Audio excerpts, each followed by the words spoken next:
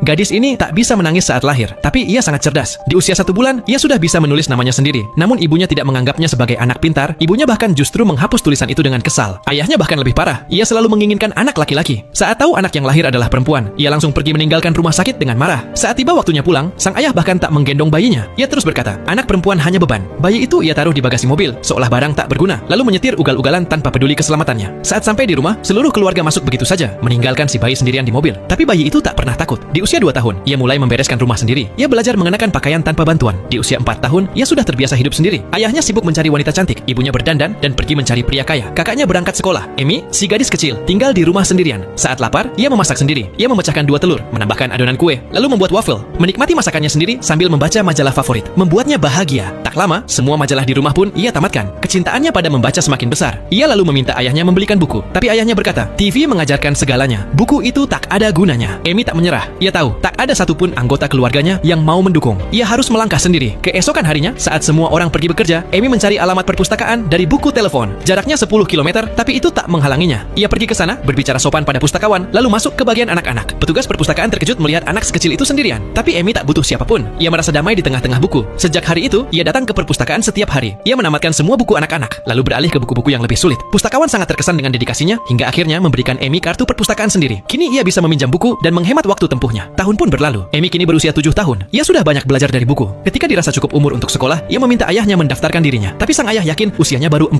tahun. Ia bertanya pada istrinya, dan ibunya bilang 5 tahun. Padahal Amy sudah 7 tahun, tapi tak ada yang peduli. Saat akhirnya tahu bahwa Amy diperbolehkan sekolah, ayahnya mulai khawatir. Karena banyak paket dan barang dikirim ke rumah. Ia pikir harus ada yang di rumah untuk menerima kiriman. Akhirnya Amy tak jadi bersekolah, dan mimpinya pun hancur. Ia masuk ke kamarnya, dan menangis di hadapan buku-bukunya. Suatu hari, ayahnya pulang dengan wajah gembira. Ia baru saja menjual banyak mobil bekas. Ia meminta putranya menghitung uang. Tapi sebelum anak itu menjawab, Amy sudah menyebut jumlah totalnya dengan tepat. Ayahnya tak percaya dan menuduh Amy curang. Saat Amy menjawab, bukti pembayarannya ada di tangan ayah sendiri. Ia pun ditampar. Hari itu, Amy merasa sangat diperlakukan tidak adil. Ia pun bersumpah, suatu hari nanti ia akan membalas semua perlakuan itu.